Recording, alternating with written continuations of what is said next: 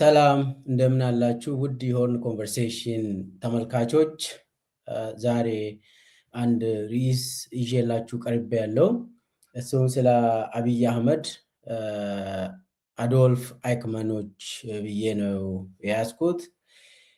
ይሄ ምንድን ነው? የአብይ አህመድ አዶልፍ አይክመኖች ብዬ የያዝኩት አንደኛ ትዕዛዝን እየተቀበሉ ሚሊዮኖችን የሚጨርሱ ሰዎች በመጨረሻው ቀን ለሕግ እንደሚቀርቡ ነው፣ ተጠያቂነት እንደሚኖር ነው። ይህ ማለት የዛሬ ተላላኪዎች የነገ ተጠያቂዎች ናቸው የሚል ነው። ይሄንን አንደኛ ጽንሰ ሀሳቡን በደንብ እንድንረዳ አንዳንድ ኮንሰፕቶችን አነሳለሁ። ሳይንሳዊ የሆነ ነገር ነው ይሄ ነገር። ከዛ ቀጥዬ በተጨባጭ የት ሀገር ውስጥ ነው ይሄ ነገር የተከሰተ? ብዙ ዓለም ላይ ተከስቷል።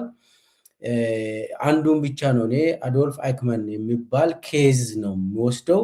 ነገር ግን ትዕዛዝን ከላይ ተቀብለው ሚሊዮኖችን የጨረሱ የጨፈጨፉ እንደ አዶልፍ አይክመን ሰዎች ብዙ ናቸው። ብዙ ሀገሮች ውስጥ የተከሰተ ጉዳይ ነው። ከዚህ ይህንን ካየን በኋላ መጨረሻ ላይ የኢትዮጵያን ጉዳይ እንመለከታለን። በኢትዮጵያ ደረጃ አብይ አህመድን ሰርቭ የሚያደርጉ ብዙ አዶልፍ አይክመኖች አሉ። እነሱን እንዳስሳለን። የነገው ተጠያቂ እንደመሆናቸው አንድ በአንድ እሱን ዲስከስ እናደርጋለን።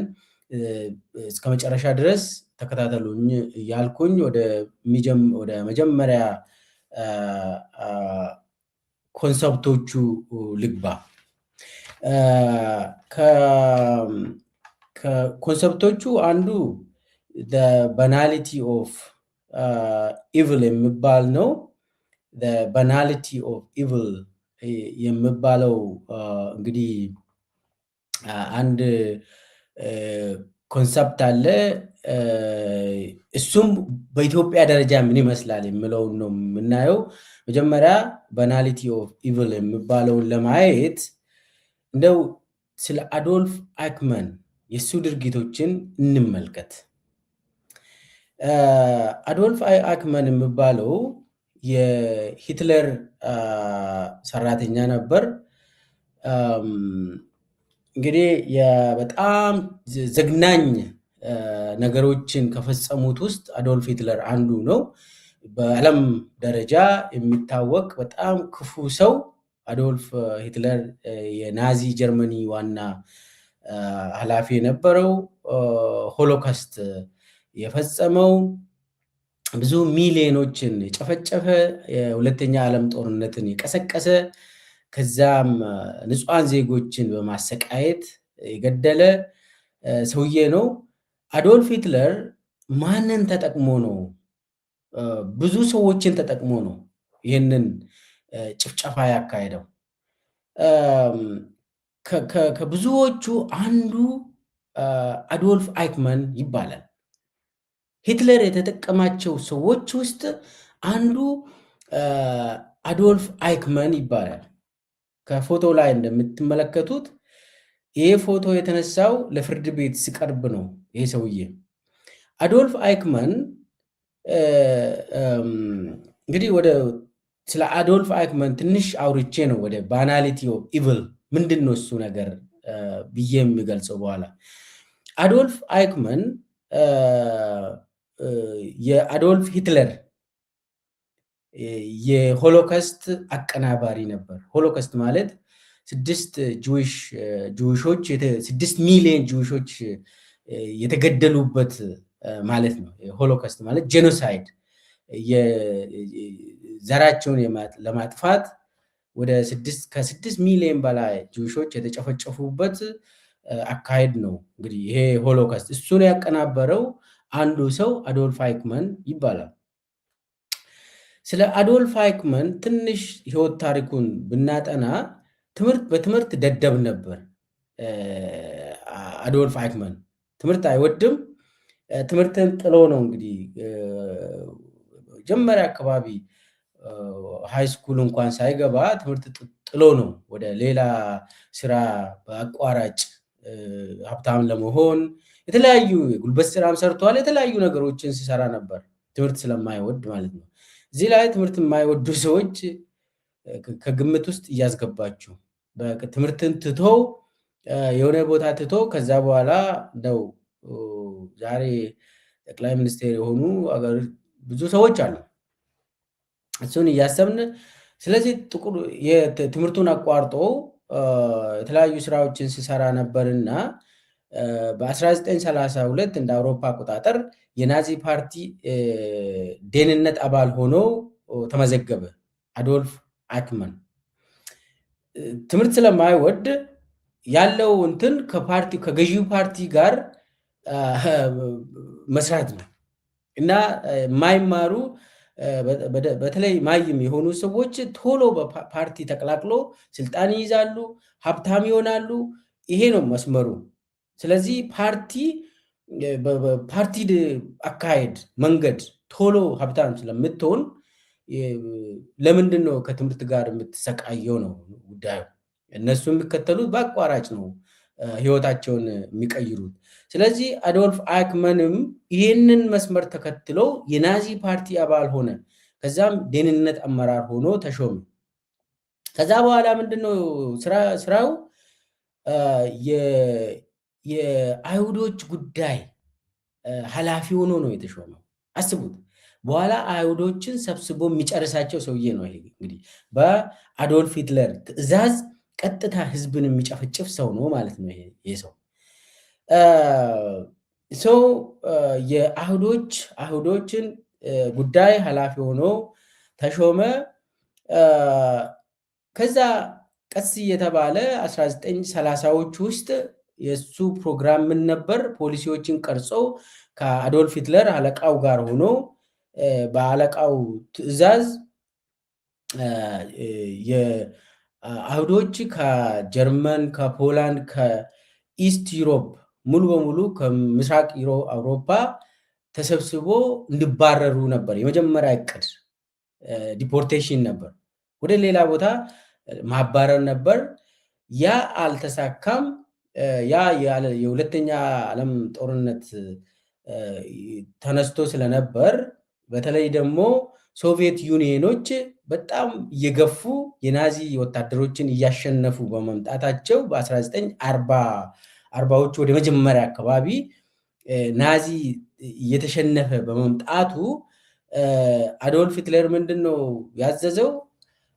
አዶልፍ አይክማንን ዲፖርት ማድረግ ስለማንችል አንድ ቦታ ተሰብስቦ እነኚህ ጁሾች እንዲያልቁ ትእዛዝ ሰጠ። በዛው ትእዛዝ መሰረት የዘር ማጥፋት ቶሎ እንዲያልቁ ነው የተወሰነ። በአዶልፍ ሂትለር ያንን ሲወስን አንዱ ዋነኛው አቀናባሪ የግድያው አቀናባሪ ሆኖ ያቀናበረው ኦርጋናይዝ ያደረገው ኮኦርዲኔት ያደረገው የእልቂት ካምፖችን ያዘጋጀ ትራንስፖርቴሽን ሁሉ ያዘጋጀ ገዳዮችን እና ማሽኖችን የግድያ ማሽኖችን ሁሉ ያቀነባበረ ሰውዬ ዋና አስፈጻሚ ሆኖ የቀረበው አዶልፍ አይክማን ይባላል ይሄ ሰውዬ። ስለዚህ ወደ ኮንሰንትሬሽን ካምፕ የሚባለው ሰብስቦ ከ6 ሚሊዮን በላይ የሚሆኑ ጂውሾችን ጨረሳቸው እና ትእዛዝ ወስዶ ነው ይህንን ሁሉ ያደረገው ከአዶልፍ ሂትለር ትእዛዝ ተቀብሎ። ኦኬ አሁን እንግዲህ በ1945 አካባቢ ጦርነቱ አለቀ። ጀርመን ተሸነፈች። ናዚ ጀርመን ተሸነፈ። ከዛ ሂትለርም ሞተ። አዶልፍ አይክማን ይሄ ሰውዬ ከነነፍሱ ተያዘ። የአሜሪካ ወታደሮች ያዙት። ይህንን ሰውዬ ቁጥጥር ስር አስገቡ። ታሰረ። በ1945 ነው እዛው ጀርመን ውስጥ እንዲታሰር ተደረገ። እስከ 1950 ለ5 ዓመት እዛው ጀርመን ውስጥ ወዲያውኑ ነው የጠፋ። ወዲያውኑ ከእስር ቤት አመለጠ። እንደተያዘ 1945 ተይዞ ወዲያውኑ ከእስር ቤት አምልጦ እዛው ጀርመን ውስጥ እስከ 1950 ድረስ ቆየ። ጀርመን ውስጥ ተደብቆ ነው የቆየው። ከዛ በኋላ ከሮም አካባቢ የነበሩ የሚገርም እኮ ነው። ያኔ ካቶሊክ ጳጳስ የነበሩ አንድ ሰው የኦስትሪያ ሰው እንግዲህ አባት ናቸው። ጳጳስ ለአዶልፍ አይክመን ፌክ የሆኑ ዶክመንቶችን አዘጋጅቶ ከሮም ከጣሊያን እንዲመጣ ወደ ጣሊያን እንዲሄድ ከጀርመን ወደ ጣሊያን እንዲሄድ ተደርጎ ከጣሊያን ደግሞ ወደ አርጀንቲና እንዲሄድ ተደረገ። በፌክ ዶክመንት ስሙን ሁሉ አስቀይሮለት ምናምን ማለት ነው። እንግዲህ እኔ አሁን የዚህ አንዳንድ ጊዜ ሃይማኖት አባቶችም ክፉ ነገር ውስጥ እንደሚሳተፉ የሚያመላክት ነገር ስለሆነ ነው ይህንን ትንሽ ጠቀስ ያደረግኩት። ከዛ ከሮም አርጀንቲና ሄደ። በአርጀንቲና ከ1950 እስከ 1960 አርጀንቲና ውስጥ ተደብቆ ኖረ። ከዛ በ1960 አርጀንቲና ውስጥ ተያዘ። የሰውዬ ሲፈለግ ቆየና አርጀንቲና ውስጥ ተያዘ። ከዛ በኋላ ለእስራኤል መንግስት ተሰጠ። ለእስራኤል መንግስት ተሰጥቶ እስራኤል ፍርድ ቤት ቀረበ። በእስራኤል ፍርድ ቤት በጦር ወንጀል ነው የተከሰሰ እና በሆሎኮስትን በማቀናበር ከመዓት ሚሊዮን ህዝብ በመጨረስ ነው እንግዲህ የተከሰሰው። እና ምንድነው ያደረገ? ያኔ በጣም የሚገርም ነው እንግዲህ ተይዞ ፍርድ ቤት ውስጥ ምንድነው ያለው? ሆሎኮስትን አልካደም፣ ጭፍጨፋው ተካሂዷል ብሏል። ከ8 ሚሊዮን ህዝብ በላይ ጅውሾች አልቋል ብሏል። አልካደም። ነገር ግን ምንድነው ያለ? እዚች ላይ ነው በጣም ሲሪየስ አድርገን መያዝ ያለብን። እኔ ያጠፋሁት ነገር የለም አለ። ምንም አላጠፋውም፣ እኔ የመግደል ፍላጎትም አልነበረኝም አለ። ስለዚህ ምንድነው ያደረግኩት አለ? ዝም ብዬ ትዕዛዝን እየተቀበልኩ ሚሊዮኖችን ጨረስኩ ብሎ ለፍርድ ቤት ቃሉን ሰጠ። ልብ በሉ፣ እኔ የመግደል ፍላጎት የለኝም አልነበረኝም እና ያጠፋሁት ነገር የለም፣ ትዕዛዝን ተቀብዬ ሚሊዮኖቹን ጨረስኩ። ስለዚህ እኔ ስራዬን ነው የሰራሁት። ፍርድ ቤት ክቡር ፍርድ ቤቱ ማየት ያለበት እኔ የተቀጠርኩት ስራ አለ፣ ያ ስራን ነው የፈጸምኩት አለ። እንዳውም አለ በትዕዛዝ ከላይ ከአዶልፍ ሂትለር ካለቃው ትዕዛዙ ከመጣ አባትን ግደል ከተባልኩ እገላለሁ እኔ ትዕዛዝ ስለሆነ ብሎ ቃሉን ሰጠ። ከላይ የመጣውን ትዕዛዝ መፈጸም ብቻ ነው ስራዬ። ስለዚህ እኔ ህግን አልጣስኩም፣ ህግን እየተከተልኩ አመራርን እየተከተልኩ ነው ይህንን ሁሉ ስራዬን ነው የሰራሁት አለ። የተቀጠርኩ ስራዬን ነው የሰራሁት አለ። ፍርድ ቤቱ ደግሞ ምንድን ነው የጠየቀው? ከላይ ሰውን ጨርስ ከተባልከው፣ ሚሊዮን ግደል ከተባለ ዝም ብለህ የምትገለው አንተ ህሊና የለህም ወይ ብለው ጠየቀ ፍርድ ቤቱ። ህሊና የለህም ወይ? ማሰብ አትችልም ወይ? መግደል ክፉ እንደሆነ አታውቅም ወይ ብሎ ፍርድ ቤቱ ሲጠይቅ፣ ክቡር ፍርድ ቤት ስራዬ ነው ይሄ፣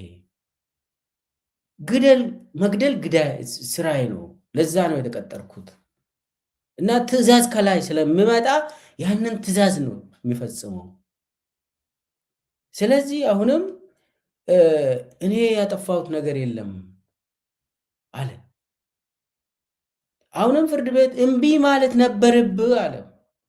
አንተ ጭንቅላት ስላለ ማሰብ ስለምትችል ሚሊዮኖችን መጨፍጨፍ፣ መግደል ስህተት ነው ስህተት አይደለም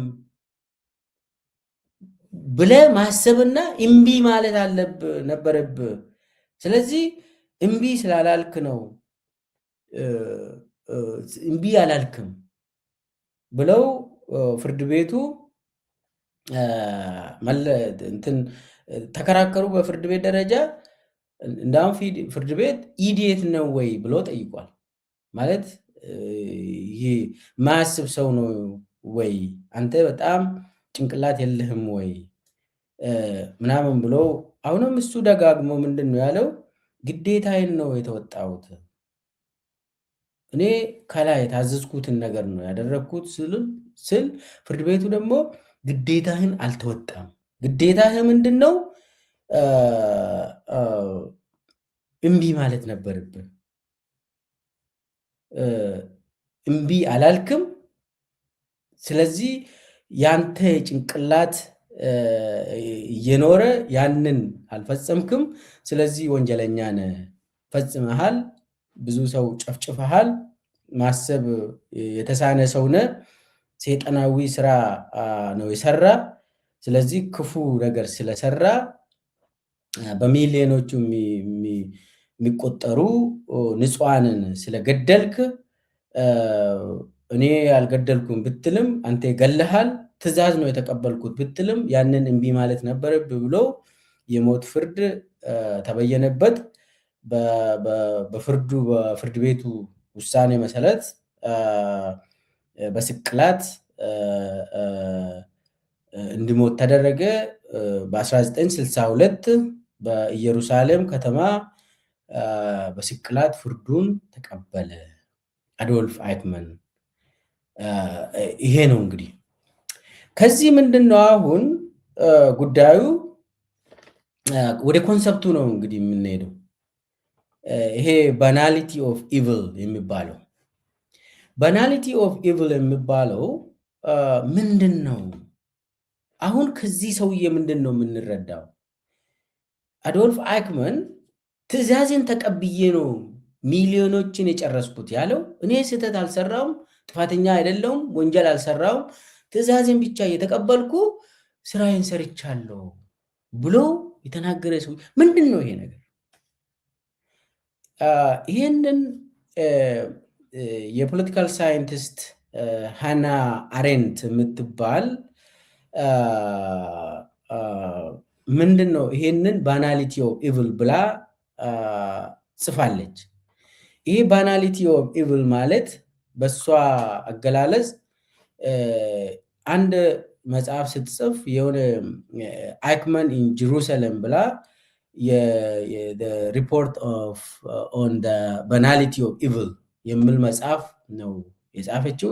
ባናሊቲ ኦፍ ኢቭል ኮንሰፕቱን ዲቨሎፕ ያደረገችው ሃና አሬንት ነች እና እሷ በጣም ብዙ ስራ ሰርታለች። በተለይ ፖለቲካል ሳይንስ ውስጥ ብዙ መጽሐፎችን የጻፈች በጣም ታዋቂ ነች።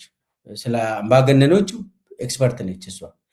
ስለ ቶታሊቴሪያኒዝም፣ ኦቶሪቴሪያን ገቨርንመንት፣ ዲክቴተርሺፕ ምናምን የነሱ አስተሳሰብ ብዙ ያጠናች ሳይንቲስት ነች እና እሷ ነች ባናሊቲ ኦፍ ኢቭል ብላ ይህንን ኮንሰፕት ከአዶልፍ አይክመን የፍርድ ቤት ክርክሩን ተከታትላ እንደ ጆርናሊዝም እና እንደ ጋዜጠኛ እዛ ሂዳ ተከታትላ ሪፖርት ያደረገችው ነው አጥንታ። ከዛ አንድ መጽሐፍ ጽፋለች። እሱም ብቻ የአክማንን መሰረት ያደረገ እንግዲህ የእሷ ኮንሰፕት እዚህ ላይ ባናሊቲ ኦፍ ኢቭል የሚባል ነው። ባናሊቲ ኦፍ ኢቭል ማለት እንግዲህ ይሄ ክፋት የሚባለው ማለት ነው። ክፋት ሁለት አይነት ክፋት ነው ያለ። አንደኛ የተራ ክፋት አለ። ተራ ክፋት የሚባለው መጥፎ ነገር ሲደረግ አብኖርማል የሆነ በማህበረሰቡ ዘንድ ተቀባይነት የሌለው ነገር ሲፈጸም ያው ወንጀል ነው የሚሆነው። ስለዚህ ኢቭል የምንለው ክፋት ይሄ ተራ ክፋት የሚባለው ሰው ይኮንናል፣ ተቀባይነት የለውም። ተራ ክፋት ሲባለው ክፋት ክፋት ነው። በትራዲሽናል በሆነ መንገድ ክፋትን ካየ ነው ከማህበረሰቡ ወጣ ያለ ስለሆነ እንትን ይባላል፣ ይወገዛል። እንደዚህ አይነት እንትን በማህበረሰቡ በህግ መሰረትም ይቀጣል ሰው ክፉ ከሆነ። ሌላኛው ደግሞ ቶታሊቴሪያን ኢቭል የሚባለው ማለት ነው። ይሄኛው ፍጹም አምባገነናዊ ኢቭል የሚባለው ክፋት የሚባለው በመንግስት የሚመራ አምባገነኖች የሚያቀናጁት ክፋት የሚባለው የተደራጀ ክፋት ነው። ይሄ የተደራጀ ክፋት በትዕዛዝ የሚፈጸም ነው። ህጋዊ እንትንም ይኖረዋል። ሰው ስራው አድርጎ የሚሰራ ይሆናል። ለምሳሌ እድገት ለማግኘት ማድረግ ያለብህ ነገር ነው የሚሆነው። ስራ ሆኖ ሰውን እየገደልክ ሰውን እየጨፈጨፍክ ክፉ ነገር ማድረግ የስርዓቱ አካል ሆኖ ስራ ነው የሚሆነው። ስለዚህ ኖርማላይዝ ነው የሚደረገው። ይሄ ኖርማል ስራ ነው የሚሆነው። ቢሮክራቲክ ወርክ ዩር ጃብ ይሆናል። እና ክፋት ይሄኛውን የተደራጀ ክፋት በመሆኑ ክፋት አይመስልም፣ ይለመዳል። ስለዚህ የተለመደ ነው የሚሆነው። ሰውን መግደል ስራው ስለሆነ ለነኚህ ሰዎች ሰውን በየጊዜ የሚገሉ ሰዎች በአሰራር ከላይ ትዕዛዝ ወስዶ ሰውን እየጨፈጨፉ በየጊዜው ሰውን መግደል ስራቸው ስለሆነ እነኚህ ሰዎች መግደል ኃጢአት አይመስላቸው፣ ክፉ ነገር አይመስላቸው። ስራቸው ነው የሚሰሩት እነሱ። አሁን ብትጠይቃቸው ምን አጠፋው? እኔ ስራዬን ነው የሰራው ያለሁት ይላሉ። ሰውነት እና ይሄ ነው ይሄ አስተሳሰብ ባናሊቲ ኦፍ ኢቪል የሚባለው ክፋት ሲለማመዱ፣ ክፋት ኖርማላይዝ ሲደረግ፣ የተለመደ ነገር ሲሆን፣ ክፋት ስራ ሲሆን፣ በቃ ተቋማዊ ስራ ሲሆን ክፋት ባናሊቲ ኦፍ ኢቪል ይባላል። ምንም ከማህበረሰቡ ባህልና አኗኗር ወጣ ያለ ነገር አይደለም። ሰው ራሱ ይህ ክፋት ነው ብሎ አያስብም። ለምን? ኦልሬዲ ህጋዊ ይመስላል። ከላይ ነው ትዕዛዙ የሚመጣ። አንዳንድ ጊዜ ደግሞ በማህበረሰቡ ራሱ ሳንክሽን የሆነ ይሆናል፣ ማለት ተቀባይነት ያለ ነገር ይሆናል። ያ ሲሆን ባናሊቲ ኦፍ ኢቪል ይባላል። ምንም አዲስ ነገር አይደለም፣ የተለመደ ስራ ነው። እና ያ የሚገለው ሰውዬ በየጊዜው ትዕዛዝ ወስዶ የሚገለው ሰውዬ ስራዬን እየሰራው ነው፣ ምንም ይሄ ክፋት አይደለም ብሎ ይናገራል። እያያችሁ ሰውን ገለው አቃጥለው ብትጠይቁ እንዴ ምንድን ነው እናንተ ስትጠይቁ ለእናንተ ክፋት ነው ይሄ፣ ግን ለሰውየው ምንም ኖርማል ነው የሚሆነው እና ምንም ቦታ አይሰጥም። ልክ እንደ ዝንብ ራሱ እንደሞተች አይቆጥርም። ምንም በቃ አሁን በኋላ እመጣበታለሁ። ኢትዮጵያ ውስጥ የመንግስት መዋቅር ሰው ሲሞት ሰው እየተገደለ በየቀኑ ሲረሸን ምንም በቃ የተለመደ ነገር ነው። ያ እንዲህ አይነት ጭንቅላት ባናሊቲ ኦፍ ኢቪል ይባላል። ክፋት የተለመደ ሲሆን፣ ኖርማላይዝ ሲሆን፣ ባህል ሲሆን፣ ምንም አሰራር ሲሆን ሰው ያንን የሚገል ሰውዬ ስራዬ ነው፣ ይህንን ካልሰራ እኮ አላድግም፣ ደሞዝ የለኝም ይላሉ። በቃ ስለዚህ ተቀጥሮ ይህንን የሚሰራ ሰው የሚገል ሰው አት ዘ ኤንድ ኦፍ ዘ ዴይ ቢጠየቅ እንደ አዶልፍ አይክመን እኔ ስራዬን ነው የሰራሁት ምንም አላጠፋውም ይላል። 6 ሚሊዮን በላይ ህዝብ ጨፍጭፈው ገለው ምን አጠፋው? እኔ ኦርደር ከላይ የመጣውን ፈጸምኩ፣ ምንም ስህተት የለኝም ይላሉ ማለት ነው። እና እኔ የአዶልፍ አይክማን ላይ ነው ያተኮርኩት እንጂ በተለይ ክራይምስ አጌንስት ሂውማኒቲ የሚባለው በአምባገነኖች ፋሽስት የሆኑ አምባገነኖች የሚከናወን በጣም በየጊዜው የምትሰሙት በነሱ ለምሳሌ ስታሊን ጆሴፍ ስታሊን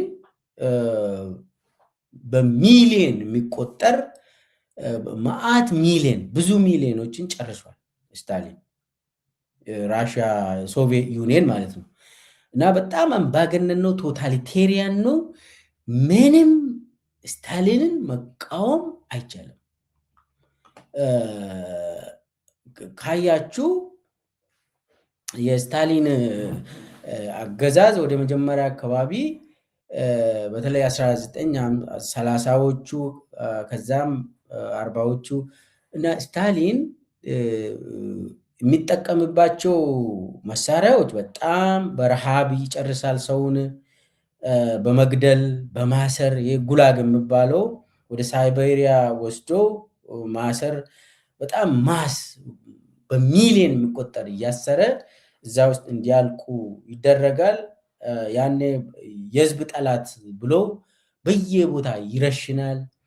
እና በጆሴፍ ስታሊን የሶቪየት ዩኒየኑ ሰውዬ ከ20 ሚሊዮን በላይ ነው የጨረሰ በነገራችን ላይ።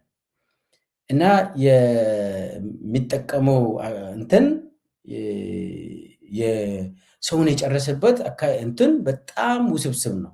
ለምሳሌ ዩክሬኖች መዓት ሚሊዮን ህዝብ ያለቀባቸው በአርሶ አደሩን በማስራብ ነው።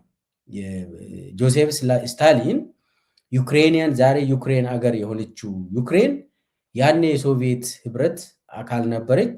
እነሱን በማስራብ እህል በመከልከል ፈጃቸው እና ዛሬ ትግራይ ክልል እህል እንዳይበሉ አርሶ አደሩ እንዲርባቸው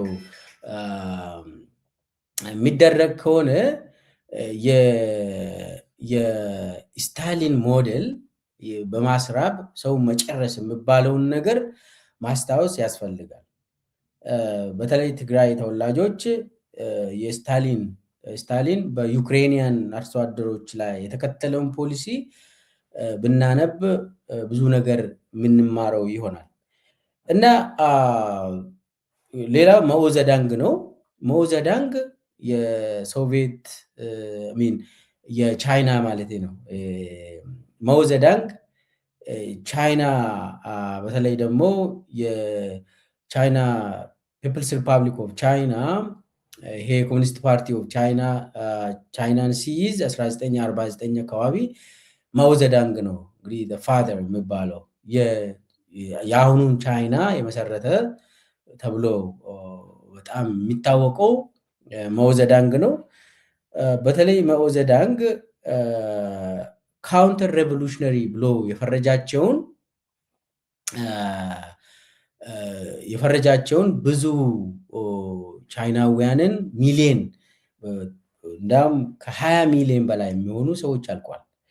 እሱም በመግደል በማስራብ ይሄ ግሬት ሊፕ ፎርዋርድ በሚባልበት ጊዜ 1960ዎቹ አካባቢ ይሄ ካልቸራል ሬቮሉሽን እያካሄድን ነው፣ ይሄ ማይሆን ባህልን ከቻይና መግደል አለብን ብሎ ህዝብን ጨረሱ እና አብዮቱን የሚቃወሙ በሚሊዮን ተጨፈጨፉ። ማኦዘዳንግም በጣም ቁጥሩ በቃ እሱም ገዳይ ነው። ከ20 ሚሊዮን በላይ ነው የጨረሰ። ጆሴፍ ስታሊንም አንዳንድ ሰዎች እስከ 40 ሚሊዮን ምናምን ጨርሷል ጆሴፍ ስታሊን ይባላል። ሂትለር ዘግናኝ ነው።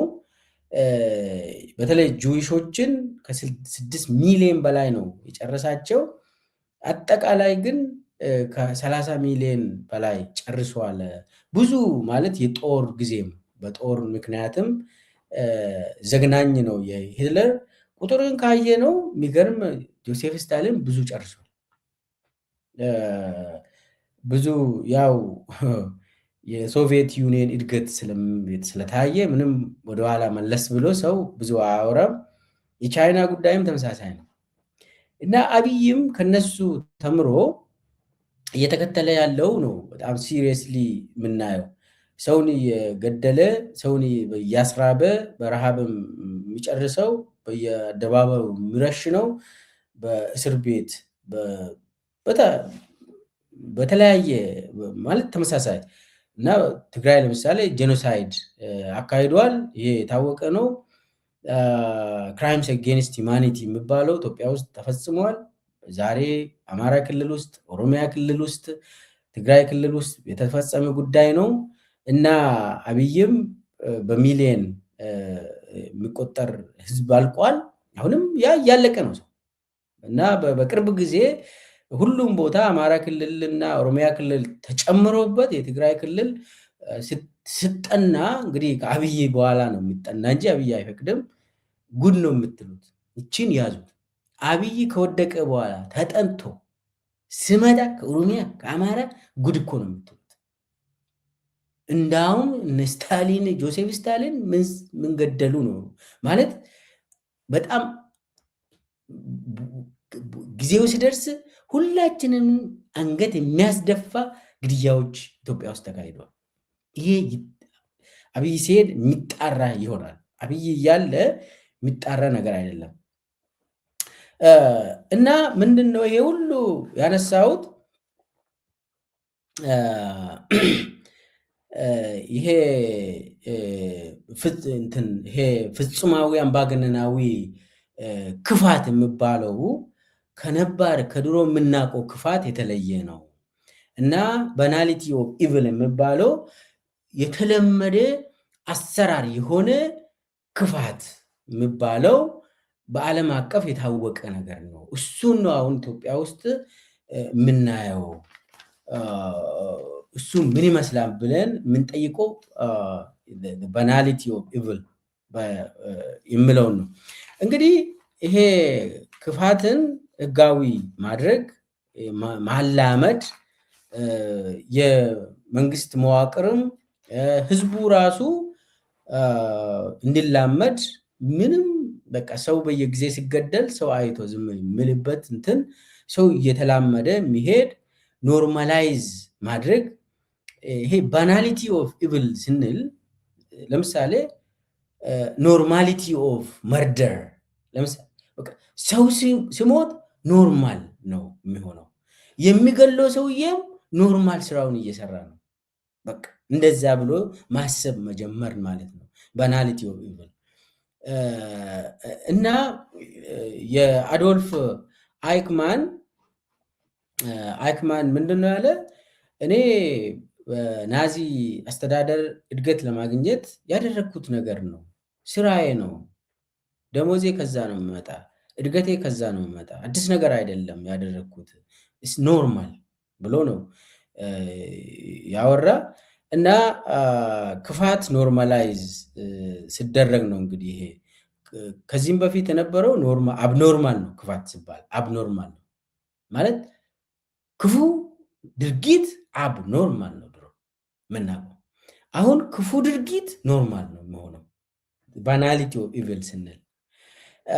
ይህንን እንግዲህ ሃና አረንት የምትባል ሳይንቲስት ነች ወደ መጀመሪያ ያመጣች ይህንን የፈጠረችው ኮንሰፕቱ ማለት ነው። አይክማን ኢን ጀሩሳሌም ሪፖርት ኦን ባናሊቲ ኦፍ ኢቪል በሚል መጽሐፏ ውስጥ አይክማን የሰው ማንነት እንዳጣ አረጋገጠች። እሱ መጥፎ ነገር እየፈጸምኩ ነው ብሎ እንደማያስብ፣ ዝም ብዬ ትዕዛዝን ተቀብዬ ነው ያንን የሚሰራ ስራዬ ነው ያ ደግሞ ብሎ እንደተናገረ፣ ስለዚህ ይሄ መጥፎ ነው ብሎ አያስብም፣ አያቅም ያ መጥፎ መሆኑን። ያንን ትቷል፣ ጭንቅላቱ ተለውጧል። ክፉ ነገር ተላምደው ልክ እንደሆነ ኖርማል ድርጊት አድርጎ ወስዷል። ስህተት መሆኑን ረስቷል። ጭንቅላቱ ውስጥ የሚያደርገው ስህተት ነው ብሎ አያስብም። ዝም ብሎ ከላይ ስለታዘዘ ያንን በማድረግ ሰውየው ሙሉ በሙሉ ዳብሎስ ሆነ አለች። በቃ ቁጭ በቃ ዳብሎስ ትእዛዝ እየተቀበለ ያንን መስራት ልክ ነው፣ እኔ ስራዬን እየሰራው ነው ብሎ ማመኑ ነው እንግዲህ ባናሊቲ ኦፍ ኢቭል የሚባለው።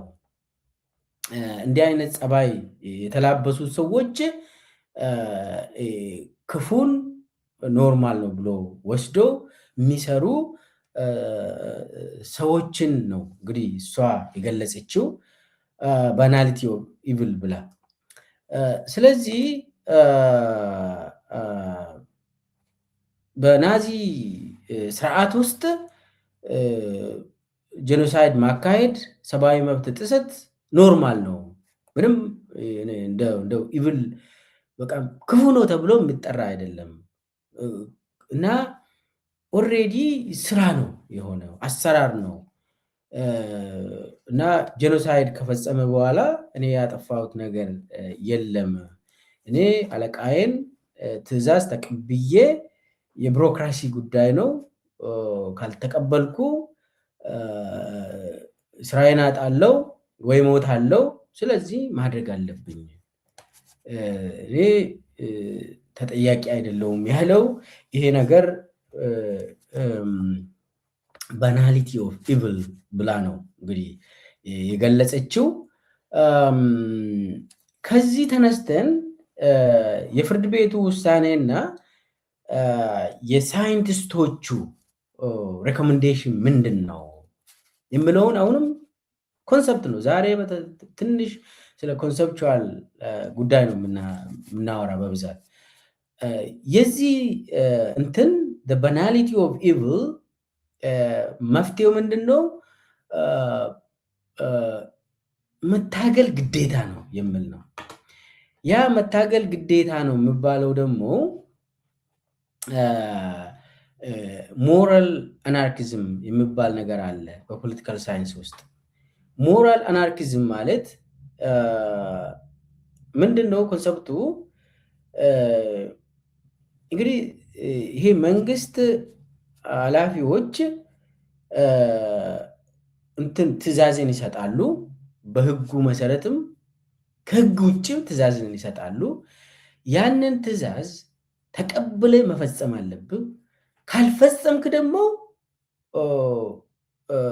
ይቀጡሃል። ይህ የመንግስት ጉዳይ ነው። ስቴት ኮንሰፕቱን ነው አሁን የምናወራ። ኮንሰፕት ኦፍ ስቴት ማለት ኦርደር አለ፣ ከላይ ትዕዛዝ ይመጣል፣ የሆነ ስልጣን አለ።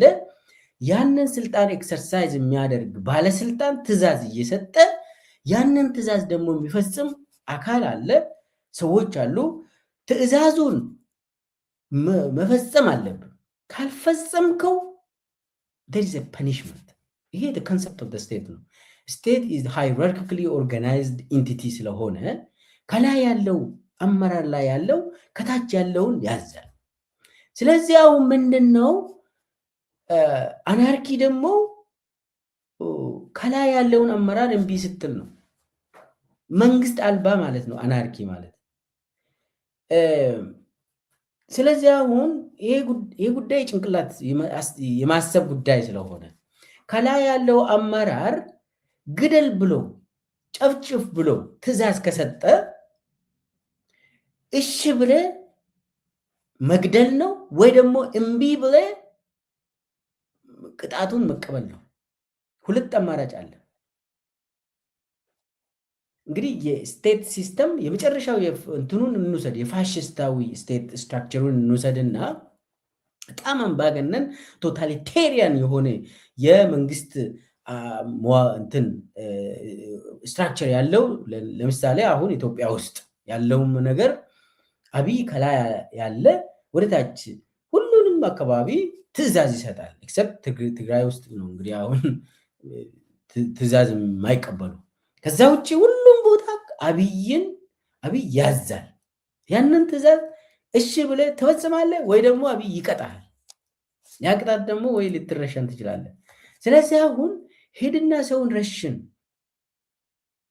ከተባልክ ወይ ትረሽናለህ ወይ ደግሞ ልትረሸናለህ፣ ወይ ትረሽናለህ ወይ ትታሰራለህ። ከዚህ ውስጥ አሁን ሞራል አናርኪዝም የሚባለው እንግዲህ ይሄንን እምቢ ማለት አለብህ ነው። ሞራል አናርኪዝም ማለት የመታገል ግዴታ አለብህ። ከላይ ያለው ፋሽስት ሆኖ ትዕዛዞቹ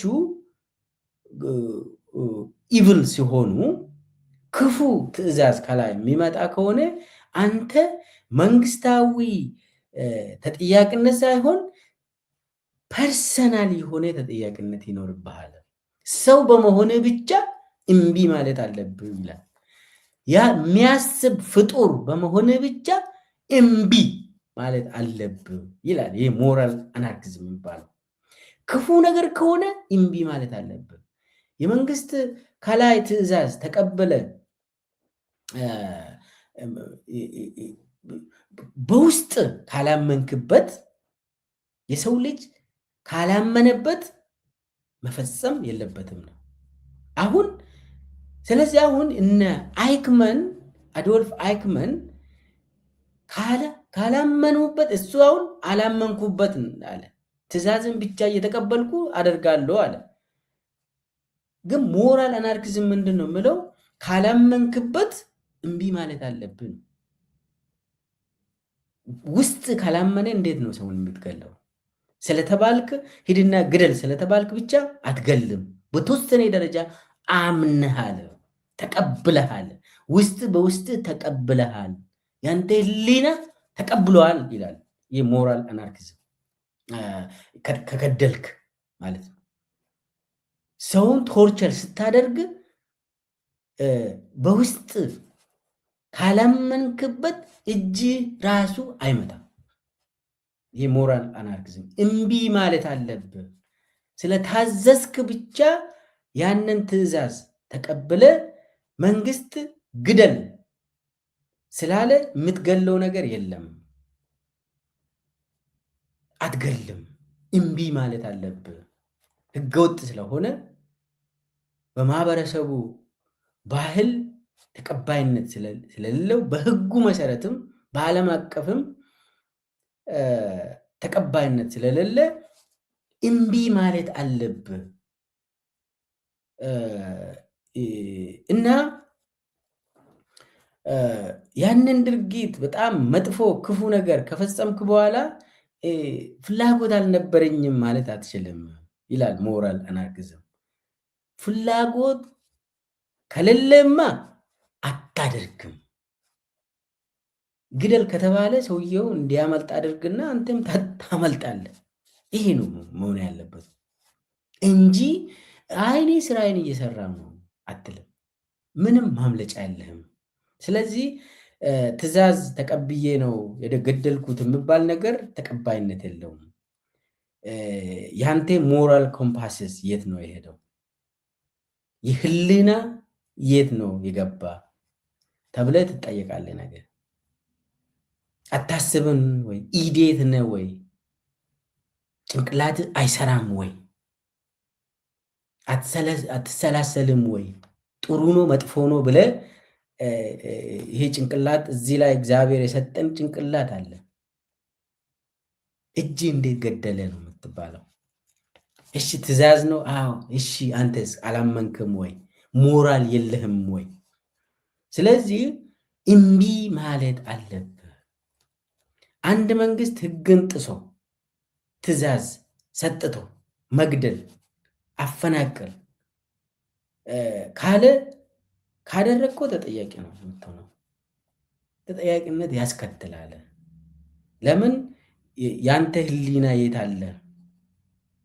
ሰው ነህና ማሽን አይደለም። አንተ ከላይ ታዞ ፕሬስ ተደርጎ እንትን የሚተፋ ወይ ደግሞ የሚገል የሚቆርጥ አንገትን የሚቆርጥ ማሽን ብቻ ነው።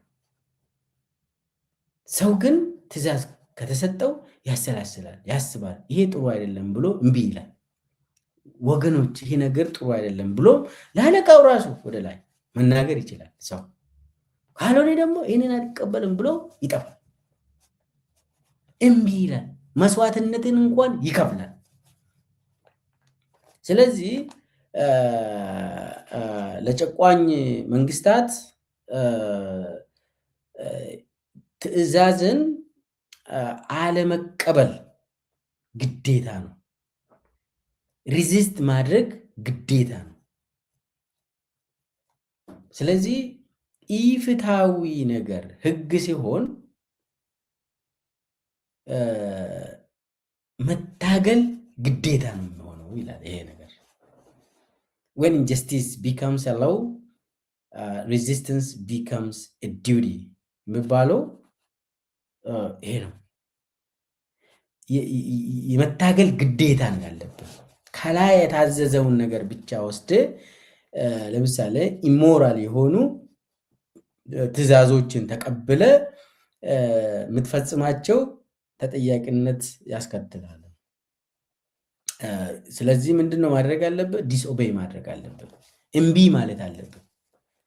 እምቢ ካላልከው ግን ምንድነው የሚሆነው? ተጠያቂነትን ፌስ ታደርጋለህ፣ በኋላ ትጠየቃለህ። የግዴታ ነው። ለምሳሌ አሁን አዶልፍ አይክመን መጨረሻ ላይ ተጠያቂው ጭንቅላት ምናልባት ተለውጦ ምንም በቃ ይሄ ስህተት አይደለም ስራዬን ነው የሚሰራ ብትልም አታመልጥም። የግድ ተጠያቂነት ይመጣል። ባናሊቲ ኦፍ ኢቭል በጣም መጥፎ ነው። ባናሊቲ ኦፍ ኢቭል ማለት እንግዲህ ኖርማላይዝ ያደረጉ አመራሮች ግድያን እንደ ስራቸው የሚቆጥሩ የእድገት መንገድ አድርጎ የሚወስዱ የትም ዓለም ላይ ያሉ ለህግ ይቀርባሉ፣ እየቀረቡም ነው የሚል ነው። ስለዚህ ያለ አማራጭ አንድና አንድ ነው። እሱም ምንድነው? እምቢ ማለት ነው። አመራሮቹ መጥፎ ነገር፣ ክፉ ነገር ከላይ ትዕዛዝ ስመጣ አንቀበልም፣ እምቢ ማለት ግዴታ ነው። ያ ካልሆነ ግን ተጠያቂነት ያስከትላል፣ ለፍርድም ትቀርባለህ ማለት ነው። እንግዲህ ወደ የኢትዮጵያን ጉዳይ ትንሽ ገፋ ብናደርግ ለምን ኢትዮጵያም ልክ እንደ ሌሎቹ ከዚህም በፊት የነበሩ ፋሽስት የሆኑ በጣም ቶታሊቴሪያን አምባገነኖች፣ ፍጹም አምባገነናዊ የሆኑ ስርዓቶች ብቅ ብሏል። የኢትዮጵያም አብይ በጣም ፍጹም የሆነ አምባገነናዊ ነው፣ በጣም ፋሽስት ነው። በቁጥር ስንት ሰው ጨረሰ የምናውቀው ነገር የለም። የተወሰነ ደረጃ የትግራይ አካባቢ ያለው 1 ሚሊዮን በላይ ነው የሚባል አለ፣ ግን ከዛ በላይ ነው። በኢትዮጵያ ደረጃ ምንም የምናውቀው ነገር የለም። መዓት ሚሊዮን ነው የሚሆነው። ስለዚህ ኢትዮጵያ ውስጥ አሁን እየተካሄደ ያለው ሰብአዊ መብት ጥሰት በጣም ወንጀሎች፣ ከባድ ወንጀሎች እየተካሄዱ ነው ኢትዮጵያ ውስጥ። ዓለም አቀፋዊ የሆኑ ወንጀሎች ናቸው እየተካሄዱ ያሉት ኢትዮጵያ ውስጥ። በጣም የሚታወቁት 4 ዓለም አቀፋዊ ወንጀሎች አሉ። በዓለም አቀፍ ሕግ የሚታወቀው በተለይ there are 4 international crimes that ይሄ የዓለም አቀፍ ወንጀል ፍርድ ቤት የሚያስተዳድረው 4 ወንጀሎች፣ አንዱ በቅርብ ጊዜ ነው እንግዲህ ጁሪስዲክሽን ያገኘው በአባላቱ ላይ። እሱ የክራይምስ ኦፍ አግሬሽን የሚባለው ነው። ነገር ግን 3ቱ በጣም ታዋቂ የሚባሉ ጄኖሳይድ የዘር ማጥፋት ወንጀል፣ ክራይምስ አጌንስት ሂውማኒቲ ሰብአዊ መብት የሚጥሱ ወንጀሎች እና ዎር ክራይምስ የጦር ወንጀሎች ናቸው። ኢትዮጵያ ውስጥ አሁን ጄኖሳይድ ተካሂዷል። ጄኖሳይድ ሲባል እኮ አሁን ትግራይ ላይ ጄኖሳይድ ተካሂዷል የሚባለው አይ ትግራይ እኮ አላለቁም አሉ ምናምን የሚሉ ሰዎች አሉ። በጣም የሚገርም ነው። የጄኖሳይድ ሚኒንጉ ዴፊኒሽኑ አልገባንም ማለት ነው። የጄኖሳይድ ሚኒንግ ሆን ተብሎ የሆኑ ግሩፕ በብሔር ወይ በማንነት በሃይማኖት በዘር በተለያዩ ማንነት መሰረት ያደረገ በእቅድ እነሱም መጨረስ ማቀድ ሆኖ ግን የተወሰኑ መግደል ከቻሉ ደግሞ ሁሉንም መጨረስ ያ ኤሌመንት ያ ዴፊኒሽን ያሟላል የትግራይ ጉዳይ። የትግራይ ተወላጅ በመሆናቸው ገፍቶ ብዙ ሰዎችን ለመጨረስ በሞከር ብዙ ሰዎችን መግደል ገድሏል እና እንትኑ አልፈቀደላቸው እንጂ ለመጨረስ ነው ሙከራው የተካሄደው እና ብዙ ጄኖሳይድ የተካሄደባቸው ሀገሮች ሂዳቸው አንብቡ። ቁጥር ጉዳይ አይደለም፣ የኢንቴንሽን ጉዳይ ነው እና የፕላን ጉዳይ ነው። ዴሊብሬት በሆነ መንገድ በመንግስት ፕላን ተደርጎ ከላይ ዘር ማንዘራቸውን እናጥፋ እየተባለ በነ ዳንኤል ክብረት በአብይ አህመድ የተመራ የጄኖሳይድ ካምፔን ነው። እንደው ጌታቸው ረዳም ይህንን ሀቅ አይክድም። ኤኒዌይስ ዎር ክራይም እሱ የጦር ወንጀል ኦሮሚያ ውስጥ አማራ ክልል ውስጥም እሱ የታመነበት ጉዳይ ነው። ክራይምስ አጌንስት ሂውማኒቲም እየተካሄደ ነው። አሁን እዚህ ላይ የአብይ አህመድ አክመኖች ዕጣ ፈንታ ምንድን ነው የሚለው ነው። የአብይ አህመድ አክመኖች ብዙ ናቸው። እንግዲህ ክፉ ድርጊቶች ኢትዮጵያ ውስጥ አሁን ተላምደዋል። የባናሊቲ ኦፍ ኢቭል ኢን ኢትዮጵያ ደርሷል። ኢትዮጵያ ውስጥ አሁን ክፉ ነገር የተለመደ ነገር ነው። ህጋዊ አሰራር ሆኗል። ሰውን መረሸን ግዴታ ነው። ከአመራሮቹ ሰው አይጠየቅም፣ ፍርድ ቤት የለም። እንደው በሚዲያ እንኳን ለውሸት ውሸት እንኳን አንዳንዴ ታስመስላለህ አይደል? አብይ እንደዚህ አይነት በኢትዮጵያ በሀገሬ ውስጥ መካሄድ አልነበረበትም ብሎ አያወራም። አንድ ነገር ልናገር፣ በቴ ኡርጌሳን እጆቹን ወደኋላ አስሮ ከደፉ በኋላ ከገደሉ በኋላ ቦይ ውስጥ እዛ ጫካ ውስጥ ወረወሩት። ከዛ እንግዲህ በቴ እንደው ታዋቂ ሰው ነው። በቴ ኡርጌሳ የኦኔግ አመራር ነው እና ሰው እንደዚህ ገለው ገደለው ኦልሬዲ የመንግስት ስርዓት ነው። ነገር ግን አብይ የኔ አይደለም እንኳን ብለው ወይ ደግሞ ሽመልስ እንኳን ነው ወይ ይሄ ነገር መከሰት የለበትም ብሎ ለባህል ሲባል ለአሰራር ሲባል እንትን አያደርጉ አይናገሩ። ለምን? ህግ አሰራር ነው። ባናሊቲ ኢቪል የሚባለው ስራቸውን እየሰሩ ነው። ትእዛዝ ስለመጣ በትእዛዙ መሰረት በቃ ጨረሱ፣ ገደሉ። በየዞኑ በየወረዳ ኦሮሚያ ውስጥ አሁን የሚገደለው ሰው እንደው ማውገዝ እንኳን እንደው እኮ ማስመሰል። አሁን ማውገዝ ለምንድን ነው የተዉት? በውሸት እንኳን ማውገዝ የተዉት ለምንድን ነው ጥያቄ። ማውገዝ የክፉ እንትን አብኖርማል ነው ብለህ ነው የምትናገረው። የኛ ባህል አይደለም፣ የኛ አሰራር አይደለም ብለህ ነው የምትናገረው። ስለዚህ ትእዛዙ ከላይ አልመጣም ማለት ነው። ካወገዙት ትእዛዙ ከላይ ስለሚመጣ ማውገዝ አይችልም። ራሱ አዞ ራሱ ማውገዝ አይችልም። እችን ያዙ። ባናሊቲ ኦፍ ኢቭል ኢትዮጵያ ውስጥ የነገሰበት ጊዜ ነው። አሁን ከታች ያለ አመራሮችን ብትጠይቁ ምን አጠፋው? እኔ ስራዬን እየሰራው ነው ይላሉ። ሰውን የሚረሽኑ ሰዎችን ብትጠይቁ ምንድነው አንተ እንደዚህ? ስራዬ ነው፣ የተቀጠርኩበት ቦታ እኮ ነው ይሄ የሚጠይቀው።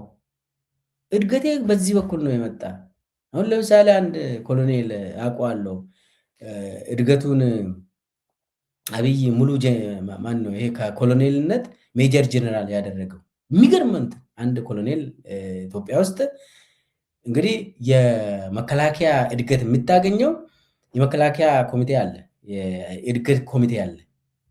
ያ ፕሮሞሽን ኮሚቴ ገምግሞ ስንት ውጊያ አካሄድክ፣ የቱ ጋር ሰርቪስ ሰጠ፣ መከላከያ ውስጥ ማለት ነው። በመከላከያ ውስጥ ሰርቪስ የሰጠበት ጊዜ አመት ልዩ እንትን ያሳየ ብቃት ያሳየ ያንን መሰረት ያደረገ ነው። ከኮሎኔልነት ወደ ላይ አብይ አሁን 2 እርከን ነው የሚያሳድገው ዝም ብሎ። ይሄ አንድ አበበ ገረሱ የሚባል የኦሮሚያ ገዳይ ዲፓርትመንት የሚመራ ማለት ነው። ኦሮሚያ ውስጥ የጸጥታ ቢሮ አለ። እሱ ውስጥ ምክትል ነው። ከሱ በላይም አሉ በጣም ጨፍጫፊዎች እና እሱ የመከላከያ እድገት ስላገኘ ነው የእሱን ስም የሚያነሳ። ኮሎኔል ከኮሎኔልነት 2 እርከን ነው ያሳደገው አብይ። እንትን ብሎ ጀነራል አደረገ። ጀነራል ብሎ አሁን ወረቀት ሰጡት። ምንድን ነው እንዴት ነው የሚሰጠው? ሜጀር ጀነራል አድርገህ ስትሰጠው ምንድን ነው? ዝም ብለህ ከኮሎኔል ወስደ ቢያንስ መከላከያ ውስጥ የሚሰሩ ሰዎች እኮ ያውቃሉ አሰራሩ። ዝም ብለህ ከኦሮሚያ ላይ ወይ ፖሊስ አይደለም ዝም ብሎ ተራ ካድሬ ቦታ ተመድቦ ሰውን ብቻ ስለጨፈጨፈ ኖርማላይዝ ስላደረገ ግድያዎችን በአንዴ የመከላከያ እድገት ሰጥተዋል። አሁን መከላከያ የሚባልም አሰራር የለውም። በነገራችን ላይ ኢትዮጵያ ውስጥ ተራ ሰው ተጠርቶ ጀነራል የሚሆንበት ተራ ሰው ዝም ብለው ፊልድ ማርሻል የሚባልበት ዘመን ነው ኢትዮጵያ ውስጥ። ኤኒዌይስ እኔ ባናሊቲ ኦፍ ኢቭል ይሄ ክፉን አሰራር ማድረግ በትዕዛዝ ኢትዮጵያ ውስጥ በጣም ስር የሰደደ ሆኗል።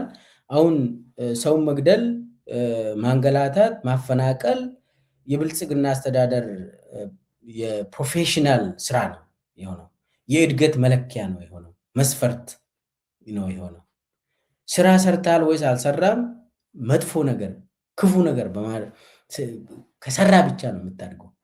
እና ኦሮሚያ ውስጥ በተለይ አሁን ኦሮሚያና አማራ ውስጥ የሚሾሙት ሰዎች በቃ ክፉ ብቻ ክፉ የሚያውቀው ነገር ማለት ነው። ክፉ ሰዎች ናቸው ተመርጠው የሚሾሙት በሁለቱ ክልል እና ርህራሄ የሌለ ድርጊት ለነሱ ምንም አይደለም። ያንን ያሳያሉ። ስለዚህ ኢቭል የሚባለው ክፉ የሚባለው ኖርማላይዝ ተደርጓል። ባናሊቲ ኦፍ ኢቭል የሚባለው ኢትዮጵያ ውስጥ በጣም የታወቀ ነው።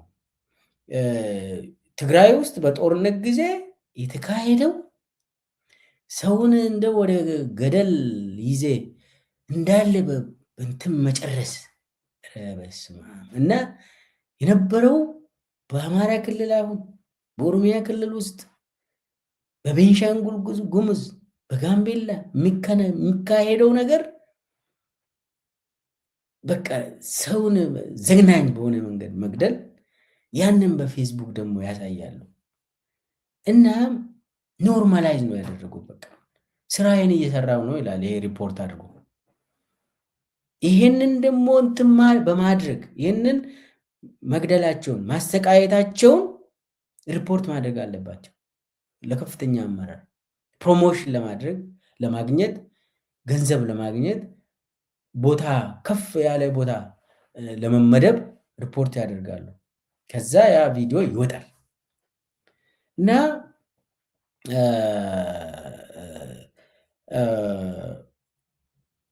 የአብይ አህመድ አሰራር ከላይ እስከታች ያለው በዚህ ትዕዛዝ ወስዶ የሚገል ሰው ሆነዋል እና ብዙ ሰዎች ይህንን ነው የሚሰሩት። እንደ ግዴታዬ ነው ምናምን ይላሉ። በቃ ስራዬን እየሰራው ነው ምን አጠፋው ይላሉ። አሁን ለምሳሌ በኦሮሚያ እነ ሽመልስ አብዲሳ፣ ፍቃዱ ተሰማ፣ ከፍያለው ተፈራ፣ አራርሳ መርዳሳ፣ አበቤ ገረሱ፣ አወሉ አብዲ፣ ደመላሽ ገብረ ሚካኤል ደግሞ የፌዴራል ውስጥ ነው። አሁን እነ ብርሃኑ ጁላም ያው ፌዴራል ነው። ቶፊቅ መደድም እዛው ነው። እነኛ አሁን የአብይ አህመድ አዶልፍ አይክመኖች ናቸው። ትዕዛዝ ወስዶ የሚያሰቃዩ የሚገሉ በሺዎች ይገላሉ። ቢጠየቁ አሁን እነሱ ትዕዛዝ ተቀብዬ ነው የገደልኩት ይላሉ። ግን ደግሞ አይሰራም፣ ትጠየቃለህ ማለት ነው። በአማራ ክልል አረጋ ከበደ አሁን እነ ተመስገን ጥሩነህ ከፌዴራል እነ አበባው ታደሰ እነ አገኘው ተሻገር እኔ ምንም አላጠፋሁም የአብይን ትዕዛዝ ተቀብዬ ነው የአማራ ክልል ውስጥ ጭፍጨፋውን የምናካሄደው ምንገለው ኮርኔት የምናደርገው ግድያውን ትዕዛዝ ተቀብለን ነው እንጂ እኛም እኮ ለነፍሳችን እንፈራለን። አይሰራም። እኔንም ሊገሉኝ ነው ምናምን ደመቀ መኮንን እንደዛ ይላል አሉ። ማን ነው የሚገል? ደመቀ መኮንን አንተን ማን ነው? ሰውን ጨፍጭፈ አማራ ክልልን አፍርሰ ትግራይ ክልል ጦርነቱ እንድነሳ ከአብይ ጋር ፕላን አድርጋችሁ አሁን ማን ነው አንተን እንደው የሚገል? ለደመቀ መኮንን ነው። ተው፣ እንደዚህ የሚባል የለም። ተጠያቂነት ይኖራል እና በተለያየ ክልል ተመሳሳይ እንትን ተቀብለው ክፉ ነገር የሚፈጽሙ ሰዎች አሉ። እነ ሙስጠፌ ዑመር ለምሳሌ ሶማሌ ላይ አህመድ ሺዴ እና አደም ፋራ እና አህመድ ሺዴ ከፌዴራል ከአብይ ጋር ሆኖ ስላዘዙኝ ነው ሰውን የጨፈጨፍኩት ብለው ነገ ምንም የምታመልጥ ነገር አይደለም። አድርገሃል። ዛሬ እምቢ ስላላልከው እምቢ ማለት ነበረብህ። ያንን ነገ ትዕዛዝ ተቀብዬ ነው የሚባል ነገር የለም። ቅድም ሞራል አናርኪዝም ብዬ የገለጽኩት ነገር አለ። ዲስ ኢዝ ፕሪንሲፕል። ነገ ተጠያቂነት ይኖራል። ህሊና አለ ወይ የለህም ወይ ትባላል። ሞራል ኮምፓስ አለ ወይ የለህም ወይ ትባላለ። ሞራል ኮምፓስ ካለ መጥፎና ክፉ ነገር ለይተ የምታክ ከሆነ አታደርግም። እና እነ ፍቃዱ ተሰማ እነ ሽመልስ እነ ከፋለው አራርሳ እነዚህ ሰዎች እኔ አሁን ወረድ ብዬ እነ 120 ቡድንን ያወራው አይደለም። እነኚህ ያቀነባበሩት የአዶልፍ አይክመን ስራ የሰሩ ሰዎች በኢትዮጵያ ደረጃ አሉ እና እነሱ ነገ ተጠያቂነት አለ። ትዕዛዝ ተቀብዬ ነው የሚባል ነገር የለም። ይሄ ቶትለስ ኦቢዲየንስ ያስጠይቃል። ተላላኪነት ያስጠይቃል። ይሄ አሽከር ሆኖ ዝም ብለ ግደሉ ከተባለ ስንት የምትለው ከሆነ ነገ ትጠየቃለህ። ለምን ማለት መጀመር አለብህ ማለት ነው። ከዛ ለማምለጥ እምቢ ማለት ነው ያለብህ። እምቢ ካልክ ይገለኛል መሄድ ነው ያለብህ። ማምለጥ ይቻላል። ስንት ሰው አመልጠዋል። ከዛ ጫካ ግባ ከቻልክ። እንደዛም ባል ነገር የለም። እኔ እምቢ ካልኩ ይገለኛል ምናምን አንዱን መምረጥ ነው። አገኘሁ ተሻገራውን አንዱን መምረጥ ነው ያለበት። ወይ ነገ ተጠያቂነት ይኖራል፣ ወይ ዛሬ ፌስ ማድረግ ነው ሪያሊቲው ትሩዝን። መከላከያ ውስጥ አሁን በፌደራል ደረጃ ደመላሽ በጣም ክፉ ነው። ክፉ ነገር ሰርቷል። በጣም ክፋት ውስጥ ገብተዋል። እሱ አሁን ነገ ኦብቪየስሊ ከአብይ ጋር ይጠየቃል። እነ ተስፋዬ አያሌው መከላከያ ውስጥ በጣም ግፍ ይሰሩ በተለይ ትግራይ ክልል ላይ ኦፍኮርስ አማራ ክልልም ኦሮሚያ ክልልም ተስፋ ያለው አይክማን ነው። የአብይ አህመድ አዶልፍ አይክማን ነው። መከላከያን በተመለከተ ቁጥር አንድ ሰው ብዙ ሰው አሁን ብርሃኑ ጁላ ምናምን ከብርሃኑ ጁላ የባሴ ተስፋ ያለው እነ ብርሃኑ በቀለ ዛሬ ሰሜን ምዕራብ ላይ ጎንደር ላይ ተቀምጦ ቀድሞ የሪፐብሊካን ጋርድ የነበረው ብርሃኑ በቀለ አዶልፍ አይክማን ናቸው። ነገ ይጠየቃሉ። ነገ ይጠየቅ። እምቢ ማለት ነበረባቸው። አይ እኔ ትእዛዝ የሚባል ነገር አምነህ ነው። ሰውን ግደል ከተባለ የምትገለው ጭንቅላትም ተቀብለዋል፣ አምነሃል ማለት ነው። ካመንክበት ተጠያቂ ነው የምትሆነው። ሰውን በጥፊ ምታ ከተባለ እጅ እንደው ካላመንክበት እጅ ይመታል እንዴ? አይመታም፣ ይንቀጠቀጣል። እንደውም እጅ ለምን? ህሊና ስላለ። ህሊና ከሌለ ትጠይቃለህ ነገር። ልክ እንደ አዶልፍ አይክማን ተጠያቂነት ይኖራል። እነ ተውፊቅ መደድ እነ ማአት መከላከያ ውስጥ እንትን ሚሉ ተጠያቂነት ይኖራል። በፖለቲካ ዘርፍም በወታደራዊ ዘርፍም የአብይን ትእዛዝ ነው ተቀብለን እንደዚህ ያደረግነው ሚሉ ነገር የታወቀ ነገር ነው። እንደዛ የሚባል ነገር የለም። ትእዛዝ ተቀብለን ነው ያደረግነው ካልከው ለምን እምቢ አላልክም ነው የምትባለው። ለምን ጭንቅላት የለህም ነው ወይ ኢዴት ነው ወይ ብሎ ፍርድ ቤት ይጠይቃል፣ ህጉ ይጠይቃል። ወይ በሀገር ውስጥ ወይ በዓለም አቀፍ ትጠየቃለህ። ይሄ የታወቀ ነገር ነው። ወደ ታች እኔ ከላይ ያለውን ብቻ ነው ያወራሁት። በነገራችን ላይ ደቡብ አካባቢ እነ ተስፋዬ በልጅጌ እነ ዓለም ፀሐይ ጳውሎስ፣ ተስፋዬ በልጅጌ ብልጽግና ውስጥ በጣም የታወቀ ሰው ነው። ደቡብ ውስጥ የሁሉንም የመግደል የማሰር የማሰቃየት የሚመሩ ተስፋዬ በልጅጌ እና ዓለም ፀሐይ ጳውሎስ ዛሬ የጠቅላይ ሚኒስቴር የካቢኔዎች ጉዳይ ኃላፊ ነች። አሁን ቤተመንግስቱን የምታሽከረክር የምትዘውር ሴት ነች። እና እነሱ አሁን ይጠየቃሉ። ዛሬ እነ ሳሞራ ዩኑስ፣ እነ ጻድቃን ገብረትንሳኤ፣ እነ ጌታቸው ረዳ ትግራይ ላይ የሚያቀነቅኑት ጉዳይ አብይን ወክለው ትዕዛዝ ወስደው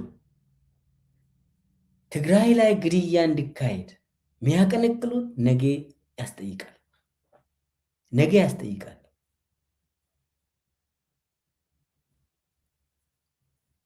አዶልፍ አይክማን የመሆን እድል አላቸው እነሱ እና ሰፊ ነው። እኔ ብዙ እዚህ ውስጥ ብዙ አልገባውም። ብቻ በኢትዮጵያ ደረጃ የግል ህሊናችንን ካልተጠቀምን አይ ከላይ ነው የታዘዝኩት ምናምን ብለን ወንጀል ከሰራ ነው አናመልጥም። ማምለጥ የለም እና ጊዜው ሲደርስ ሁሉም ሰው ይጠየቃል ማለት ነው። እምቢ ካላልክ ትጠየቃለህ። አጠቃላይ ጊዜ ወሰደብኝ መሰለኝ። ለማጠቃለል አንደኛ የህግ ተጠያቂነት ይኖራል። ህሊናዬን ተጠቅመ የግል ህሊናዬን ተጠቅመ ሞራል አናርኪዝም ቅድም ያልኩትን በመከተል ከላይ የሚታዘዙ ህገወጥ ኢሞራል የሆኑ ኦርደሮችን እምቢ ማለት አለብህ። እምቢ ካላልከው ተጠያቂነት ይመጣል። ይሄ ኢቭል የሆነ ክፉ ድርጊቶችን ተላምደ ስራዬን እየሰራው ነው፣ ምንም አላጠፋውም፣ የብልጽግና አሰራር ነው ይሄ ክፉ ነገር ያመጣ፣ ስለዚህ ምን አጠፋው የምትለው ነገር የለም። እንደዛ አያስኬድም። ስለዚህ እምቢ ማለት አለብን። ስለዚህ የመንግስት መዋቅር ውስጥ ያሉ ኢትዮጵያውያን ጊዜው አሁን ነው። እምቢ ብለህ መጋፈጥ አለብን። እምቢ ማለት አለብን። እምቢ ካላልከው በተለይ ደግሞ ይሄ ትእዛዝ ተቀብዬ ጨረስኳቸው የሚባለው በኋላ ትጠየቃለህ ማለት ነው። አጠቃላይ ከዚህ የምንማረው ከሂትለርም ይሁን ከስታሊንም ይሁን ከማኦም ይሁን ከአብይ አህመድም ቢሆን እንዲህ አይነት መሪዎች ዳግም እንዳይመረጡ ዳግም ወደ ስልጣን እንዳይመጡ ጥንቃቄ ያስፈልጋል። መጀመሪያ አብይን መገላገሉ ይቀድማል። ነገር ግን እንደ አብይ አይነት ዳግም ኢትዮጵያ ውስጥ እንዳይነሳ ማድረግ የግድ ነው የሚሆነው። ሁሉም ሰው እምቢ የማለት ግዴታ አለበት። ይሄ ግዴታ ነው። በነገራችን ላይ ኢትዮጵያ ውስጥ የመንግስት መዋቅር በተለይ የደርግ ባለስልጣናት ምን እንደደረሰባቸው ታስታውሳላችሁ። በቀይ ሽብር ምክንያት አሁንም የአብይ ቀይ ሽብር አለ። ነገ ኢትዮጵያ ውስጥ ነው ዳኝነት የሚመጣው። ጊዜው ሩቅ አይደለም፣ ይመጣል ደግሞ። ስለዚህ አመራሮችም ከዚህ በኋላ ወደ ስልጣን የሚመጣ ከላይ እስከታች ትዕዛዝ የሚቀበል ሰው እንዳይመጣ፣ እምቢ የሚል ሰው ያስፈልጋል። መንግስት ውስጥ ሆኖ እምቢ የሚሉ ሰዎች ያስፈልጋሉ። እነሱ ካሉ ትክክል ናቸው ብለን እንደግፋቸዋለን። እምቢ የሚሉ ሰዎች ካሉ፣ ስርዓቱን እምቢ የሚሉ ሰዎች ካሉ መደገፍ ያስፈልጋል። እናም ለወደፊት ኢትዮጵያ ጉዳይ እንዲህ አይነት አመራሮች ዳግም እንዳይነሱ ዳግም እንዳይመጡ መተባበር መማር ያስፈልጋል እያልኩ ለዛሬ ይዤላችሁ የቀረብኩትን ፕሮግራም በዚሁ ጨርሳለሁ። ቻናሉን ሰብስክራይብ አድርጉ፣ ሲሪየስ አሳድጉት፣ ኮሜንት አድርጉ፣ ላይክ ሼር አድርጉ። አመሰግናለሁ።